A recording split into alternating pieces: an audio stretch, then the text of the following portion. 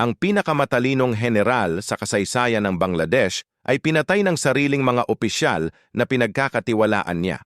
Taong 1971, Bangladesh. Isang mayor ng Pakistani Army ang lumipat ng panig para ipaglaban ang kalayaan ng bansa. Siya ang nag-anunsyo ng independence ng Bangladesh sa radyo, naging bayani ng bansa. Pagkatapos ng digmaan, kinuha niya ang kapangyarihan noong 1975. Nakaligtas siya sa 19 na coup attempts.